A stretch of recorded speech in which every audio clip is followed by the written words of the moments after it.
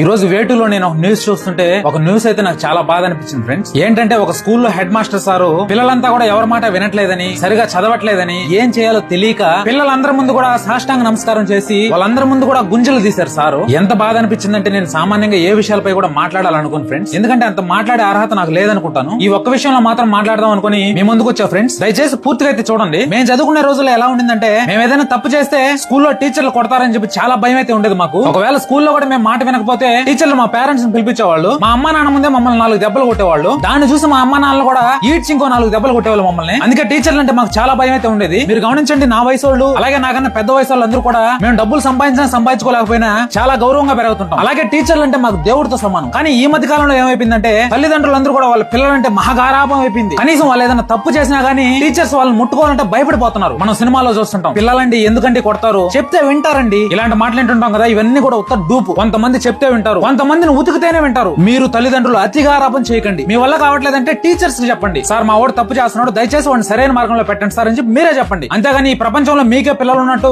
వాళ్ళని తీసుకుపోయి మీ నెత్తిని పెట్టుకుని అయితే పెంచొద్దు. అలా చేశారంటే వాళ్ళ జీవితంలో దేనికి పనికి రాకుండా పోతారు. నేనేమనుకుంటానంటే, పిల్లల్ని మందలించడం అనేది టీచర్స్ కుంటే ఒక ప్రాథమిక హక్కు అని నేను అనుకుంటా. కొంతమంది సైకో టీచర్లు కూడా ఉంటారు, వాళ్ళ గురించి నేను మాట్లాడట్లేదు. ఇప్పుడు ఈ సార్నే చూడండి, ఆ పిల్లల్ని పట్టించుకోకపోయినా సరే ఆయన జీతం అయితే ఆయనకు వస్తుంది. కానీ ఎలాగోలా వాళ్ళని బాగుపరచాలని చెప్పి వాళ్ళందరి ముందు సాష్టాంగ నమస్కారం చేసి వాళ్ళందరి ముందు గుంజలు కూడా చేస్తున్నారు సార్. ఎందుకు ఇలా చేస్తున్నారంటే, ఆవేదన. వాళ్ళని ఏం చేయలేని స్థితిలో ఏ తప్పు చేయకపోయినా సరే చిన్న పిల్లల మధ్యలో గుంజలు పెడుతున్నాడు సార్. దయచేసి పేరెంట్స్ మారండి. నాకు అనిపించింది చెప్పా ఫ్రెండ్స్. దయచేసి నేను చెప్పిన దాంట్లో ఏమైనా తప్పు ఉంటే క్షమించండి. దయచేసి మీరైనా అతిగారాపం చేయకుండా పిల్లల్ని కాస్త భయంగా పెంచండి.